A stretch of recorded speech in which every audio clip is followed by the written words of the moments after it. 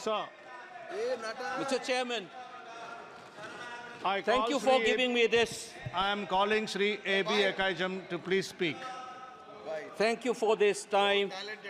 As I get up to speak on a troublesome moment in the history of India that has never happened, called the tragedy of Manipur, which is sought to be silenced by the government. And it is an irony that such an important matter which is sought to be silenced gets an opportunity as the midnight hour approaches. And this reminds me of the fact that people in my home state, the time is 2 hours ahead of Delhi. And we have been dancing on the tune of Delhi and the time that is supposed to be approaching 12 at the moment. People like Janu Barua and others have demanded for years that Northeast should have a separate time zone. Only then you will be able to live with dignity and a sense of well-being. The kind of priority that I can sense is this moment that I get a chance to speak. Mr. Speaker, sir, I'm just trying to, Mr. Chairman, I'm drawing your attention to the absence of Manipur in the President's address. This is not a simple absence. It is a reminder of a Rashtra Chetna which excludes people. You must realize that more than 60,000 people are languishing in relief camp in wretched conditions for the last 1 year.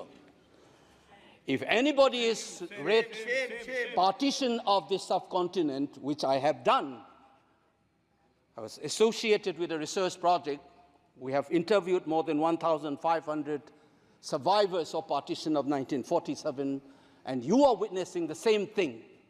People are living in wretched conditions that I cannot even mention here.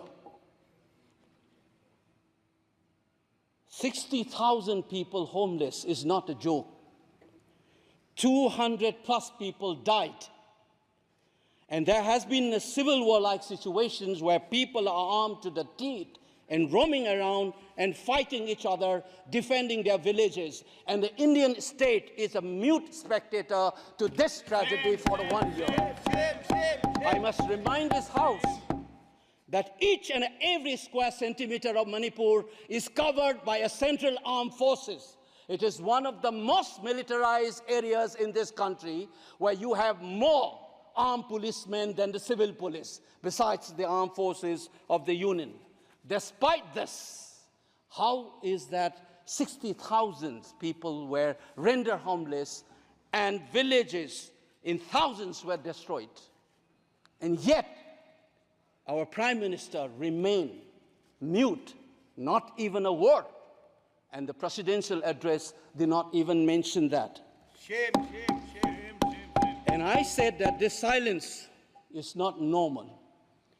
It is a reminder of the fact which many scholars have said, that there is a continuity between colonial and the post-colonial period. Today we are observing a day where we begin a new criminal laws, seemingly discarding the colonial heritage. But as Ashish Nandi says, colonialism is a state of mind. It is a psychological phenomenon. It is an outlook, the way you look at the people, the way you look at the world. And the fact that this continuity is shown by neglecting the tragedy of a state, which is the 19th state of the Union. It is amazing to see that I get an opportunity as the midnight hour approaches to register this anguish and this hurt of the denial that this country has meted out to its own citizens in the state of Manipur. I must ask these questions to the House. Is this silence communicating to the people of the Northeast, and Manipur in particular, that you don't matter in the Indian state scheme of things? Major Laisam Jotin, who was awarded Ashok Chakra while grappling with suicide bomber, was a Manipuri, who was awarded Ashok Chakra you are dishonoring his own state. Major Ngangom Joy Datta, who was awarded Veer Chakra while fighting for this country and doing his duty as a part of the peacekeeping force in Sri Lanka in 1987, you are dishonoring this man. You are dishonoring the likes of the youths who hold the tricolor in international platforms. The likes of Mary Kom, Sarita Kunjarani, and Mirabai Chanu. You are saying that you don't matter in this country. Your state doesn't matter in this country. You are also saying that the likes of Ratan Tiam, the icon of the culture of this country, Arivam Sham Sharma, don't matter in this country. If you have an iota of concern for this state, there would not have been a silence. There would not have been a silence in this house, nor in the presidential address. This must be registered. Please raise your point of order. If you wanted to doubt the nationality and the nationalism of the people of that state, you must realize that these people have fought for the country. These people have brought Lural to this country. Please remember this. And that is what the silence means. 1 second. And I am telling you this. Mary Kom को हमने member of parliament बनाया, Bharatiya Janata party ने member of parliament बनाया। हमने कैसे नहीं इज्जत दी मणिपुर को स्पोर्ट्स यूनिवर्सिटी दिया। और आपसा जो है, मैं एक ऐसा आदमी हूं कि मेरे मामा को मणिपुर में गोली लगी, वो सीआरपीएफ के डीआईजी थे, इनको शहीद नहीं पता है। और 1956 में पहला आपसा मणिपुर में लगा, और 1956 से आज तक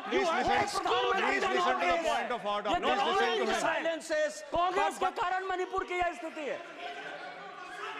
5 years after independence, can you negate this fact? We are talking about the inclusion of the Northeast history after 75 years. That's a classic exclusion.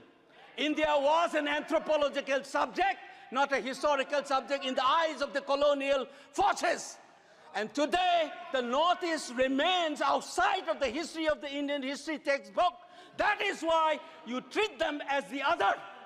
And that's the silence. And the silence on the Manipur tragedy is not unique. It is a reflection of this general continuity of the colonial in the post-colonial. It is sad to see a nationalist party like the BJP will feel comfortable with their silence on the tragedy of Manipur. Keep your hands on your heart and think about the 60,000 people who are linguistic in relief camps. And those mothers, those widows, think of them. And then you talk about nationalism. Point is made. He made Only his point. then we will understand what this tragedy means.